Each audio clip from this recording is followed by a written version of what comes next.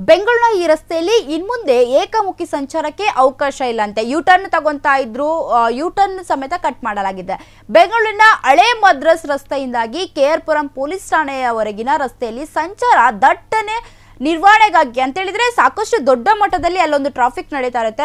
ಅದಕ್ಕಾಗಿ ನವೆಂಬರ್ 19ರಿಂದ ವಾಹನ ಸಂಚಾರ ಮಾರ್ಗದಲ್ಲೇ ಬದಲಾವಣೆ ಮಾಡಲಾಗುತ್ತಿದೆ ಅಂತೆ. ಬಿಬಿಎಂಪಿ ಜಂಕ್ಷನ್ ನಿಂದ ಕೆಆರ್ ಪುರಂ ಪೊಲೀಸ್ ಠಾಣೆವರೆಗಿನ ರಸ್ತೆಯಲ್ಲಿ ಏಕಮುಖಿ ಸಂಚಾರವಾಗಿ ಮಾತ್ರ ಇರುತ್ತಿತ್ತು.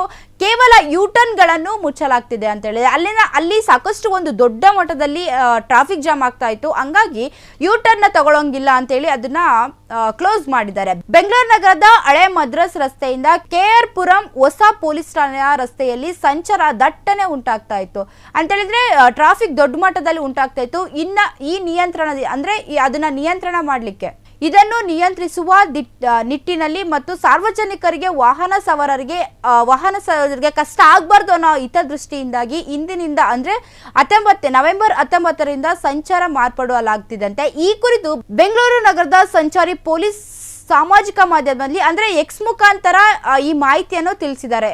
ಹಳೆಯ ಮದ್ರಾಸ್ ರಸ್ತೆಯಿಂದ ಬಿಬಿಎಂಪಿ ಜಂಕ್ಷನ್ ಇಂದ ಕೆಆರ್ ಪುರಂ ಹೊಸ ಪೊಲೀಸ್ ಠಾಣೆಯ ಪಶು ಆಸ್ಪತ್ರೆ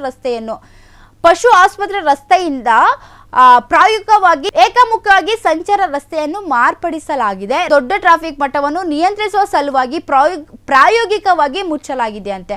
ಸೊ ಇದನ್ನ ಪೊಲೀಸರು ಅವರ ಎಕ್ಸ್ ಮುಖಾಂತರ ಅಂದ್ರೆ ಯೂಟರ್ನ್ ತಗೊಳಂಗಿಲ್ಲ, ಯೂಟರ್ನ್ ತಗೊಂಡವ್ರು ಕಟ್ ಮಾಡಲಾಗಿದೆ ಅಂದ್ರೆ ಯೂಟರ್ನ್ ತಗೊಳಂಗಿಲ್ಲ ಅಂತ ಅವರ ಎಕ್ಸ್ ಮುಖಾಂತರ ಈ ವಿಷಯನ ನಿಮ್ಗೆ ತಿಳಿಸಿದ್ದಾರೆ. ಇಂತಹ ಒಳ್ಳೆ ಅಪ್ಡೇಟ್ಸ್ ನಾನು ನಿಮ್ಗೆ ತಿಳಿಸ್ತಾ ಹೋಗ್ತೀನಿ. ಅಲ್ಲಿವರೆಗೂ ನೋಡ್ತಾ ಇರಿ ಫ್ರೀಡಂ ಟಿವಿ.